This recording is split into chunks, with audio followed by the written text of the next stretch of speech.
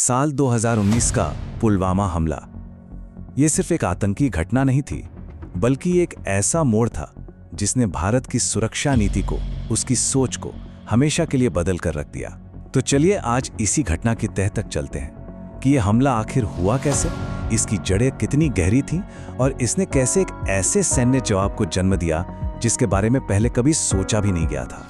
ये लाइनें 14 फरवरी 2019 की उस सुबह की पूरी सच्चाई बयां करती हैं। सोचिए, एक तरफ दुनिया वैलेंटाइंस डे मना रही थी और दूसरी तरफ हमारे जवान बर्फीली वादियों में अपनी जान की परवाह किए बिना अपनी ड्यूटी के लिए आगे बढ़ रहे थे। ये उस एक ही दिन की दो बिल्कुल अलग, बिल्कुल जुदा तस्वीरें हैं। ठीक है, तो इस पूरी कहानी को समझने के लिए हम कहां से शुरू करेंगे? हम सबसे पहले उस आखिरी सफर पे चलेंगे, फिर हमले की जड़ों को खोदेंगे, देखेंगे कि चूक कहां हुई और फिर जानेंगे कि कैसे इस हमले के जवाब में ऑपरेशन बंदर को अंजाम दिया गया। तो कहानी की शुरुआत होती है 14 फरवरी 2019 की सुबह से। कई दिनों से भारी बर्फबारी की वजह से रास्ता बंद था और जैसे ही रास्ता खुला, सीआरपीएफ यानी सेंट्रल रिजर्व पुलिस फोर्स का एक बहुत बड़ा काफिला जम्मू से श्रीनगर के लिए रवाना हुआ। अब जरा इन आंकड़ों पर गौर कीजिए।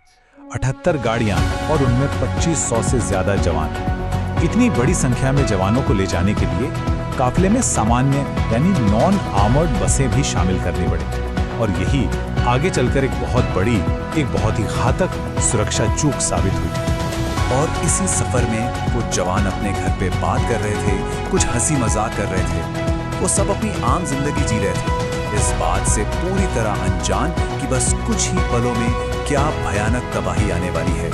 अब सवाल ये उठता है कि इस हमले की नौबत आई कैसे?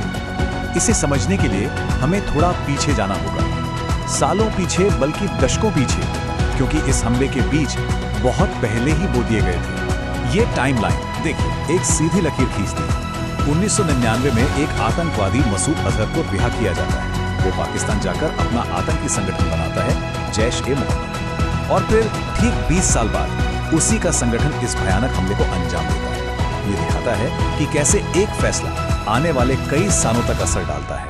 और अपनी रिहाई के फौरन बाद मसूद अजहर ने ये कहा था, ये तो बस शुरुआत है।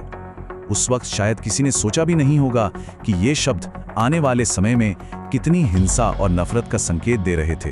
तो सबसे अहम सवाल, हमलावरों ने इतने बड़े और भारी सुरक्षा वाले काफिले पर इतना सटीक और विनाशकारी हमला कैसे कर दिया? आखिर चूक कहां हुई? हमलावर आदिल अहमद डार ने कार का इस्तेमाल किया, लेकिन वो कोई आम कार नहीं थी। उसमें लगभग 200 किलो आरडीएक्स भरा हुआ था और साथ में था एल्यूमिनियम पाउडर, जिसका मकसद था धमाके के बाद आग का एक ऐसा गोला बनाना जो किसी को बचने का मौका ही न दे। और बाद की जांच में एक एक कर कई बड़ी चूकें सामने आईं। इंटेलिजेंस फेलियर था, जवानों को ले जाने के लिए असुरक्षित बसें इस्तेमाल हो रही थीं, और तो और हमलावर को हाईवे तक पहुंचने के लिए एक कच्चा अनमॉनिटर्ड रास्ता भी मिल गया। इन सब गलतियों ने मिलकर मानो हमलावर के लिए रास्ता आसान कर दिया। हमलावर की कार काफिले की 5वीं बस से जा टकराई।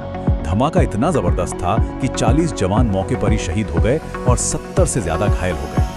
ये पिछले 30 सालों में कश्मीर में भारतीय सुरक्षा बलों पर हुआ सबसे घातक हमला था। हमले के बाद के कुछ घंटे और दिन पूरे देश में एक सदमे और गुस्से की लहर थी, और इसी माहौल के बीच सरकार ने फैसला किया कि अब जवाब दिया जाए, एक ऐसा जवाब जो निर्णायक हो। तो भारत सरकार की रणनीति दोहरी थी।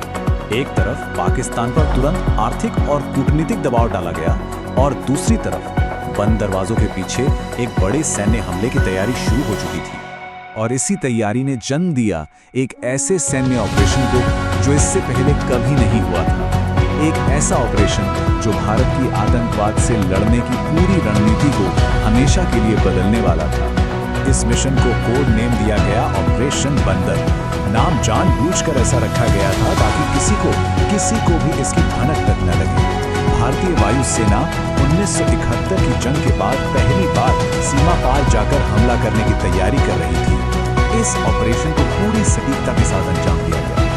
कई दिनों तक ड्रोन से निगरानी की गई, खुफिया अधिकारियों और वायुसेना के बीच लंबी बैठकें हुई और फिर 26 फरवरी की सुबह 12 मिराज 2000 फाइटर जेट्स ने अंधेरे में सीमा पार की और अपने टारगेट को तबाह कर दिया। और सबसे हैरान करने वाली बात, पाकिस्तानी हवाई क्षेत्र में घुसने, टारगेट पर बम गिराने और सुरक्षित वापस लौटने का ये पूरा काम सिर्फ 21 मिनट में पूरा कर लिया गया। ये इस मिशन की रफ्तार और कुशलता को दिखाता है। एयर स्ट्राइक के बाद जाहिर है तनाव बहुत बढ़ गया। एक हवाई झड़प हुई जिसमें विंग कमांडर अभिनंदन वर्धमान को पाकिस्तान में पकड़ लिया गया। हालांकि भारी कूटनीतिक दबाव के बाद उन्हें 60 घंटे में रिहा कर दिया गया। और इधर भारत में एनआईए की लंबी जांच के बाद पुलवामा हमले की पूरी साजिश का पर्दाफाश हुआ और 13,800 पन्नों की एक चार्जशीट दायर की गई। तो आखिर में पुलवामा की सबसे बड़ी विरासत क्या है? वो है भारत की सुरक्षा नीति में आया एक बुनियादी बदलाव। देश अब सिर्फ रक्षात्मक नहीं बल्कि सीमा पार जाके सीधी कार्रवाई करने की एक नई सोच अपना चुका है।